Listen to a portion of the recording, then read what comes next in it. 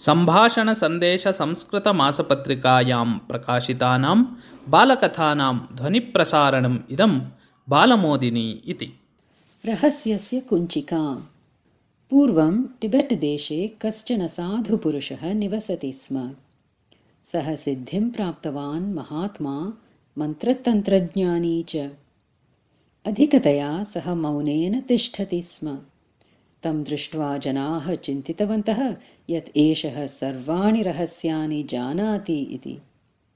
कदाचित् कश्चन युवकः कथञ्चित् एतस्मात् जीवनरहस्यं ज्ञातव्यम् एव इति सङ्कल्प्य तदीयम् आश्रमं गत्वा तं प्रणम्य अवदत्, महात्मन्, अहं सुदूरात् देशात् आगतवान् अस्मि। कृपया मां शिष्यत्वेन स्वीकृत्य जीवनरहस्यं बोधयतु इति। साधुपुरुषः अवदत्, वत्स, अहं रहस्यं किमपि न जानामि, अतः भवतः अत्र आगमनं व्यर्थमेव। कृपया इतः गच्छतु इति। किन्तु स युवकः ततः न गतः। सः तत्रैव वसन् साधुपुरुषं पुनः पुनः निवेदयति स्म, रहस्यं बोधयतु इति।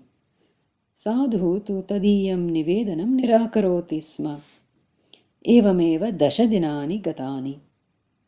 कदाचित् साधुपुरुषः, एषः उपायेन मया अन्यत्र प्रेषणीयः इति विचिन्त्य तं युवकम् अवदत्, वत्स, एषोऽहं भवन्तं जीवनरहस्यं बोधयामि, तत्तु सरलमेव। ॐ मणिपद्मेऽहम् इत्येषः मन्त्रः भवता पुनः पुनः उच्चारणीयः इति।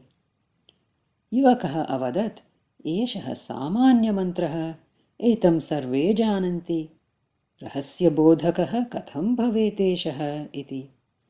साधुपुरुषः अवदत्, मन्त्रः तु सरलः एव। एतम् उच्चारयता मानवेन कुञ्चिकया रहस्यम् उद्घाटनीयं। सा कुञ्चिका एव अतिकठिना इति। का सा कुञ्चिका? कुतूहलेन अपृच्छत् युवकः। यदा भवान् एतं मन्त्रम् उच्चारयति तदा भवतः मनसि वानरस्य चित्रं न आगच्छेत्।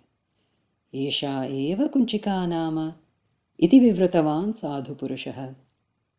एतावदेव खलु, एतदहं विनायासं करिष्यामि इति वदन् सः युवकः ततः निर्गतवान्, एकान्ते ध्यानाय उपविष्टवान् च। यदा मन्त्रोच्चारणम् आरब्धं तदा मनसि कस्यचन वानरस्य चित्रम् आगतमेव। युवकः मनसः निग्रहाय प्रयासम् अकरोत्। तावता 2 वानराणां चित्राणि मनसि आगतानि। ते वानराः नृत्यमारब्धवन्तः। गच्छतु गच्छतु इति युवकः वानरान् अतर्जयत् मनसि एव। वानराः न गताः। युवकः इतस्ततः अधावत्, नद्यां न्यमज्जत्, तथापि वानराः न गताः। क्रुद्धः सः साधुपुरुषस्य समीपं गत्वा अवदत्, भोः, कीदृशमकृत्यं कृतं भवता? मम मनः इदानीं वानरमयं जातमस्ति। पूर्वम् एवं न आसीत् इति। तदा साधुपुरुषः हसन् अवदत्, मया पूर्वमेव उक्तमासीत् खलु, अहं रहस्यं न जानामि इति। एषा कुञ्चिका एव महत् कष्टं ददाति इति।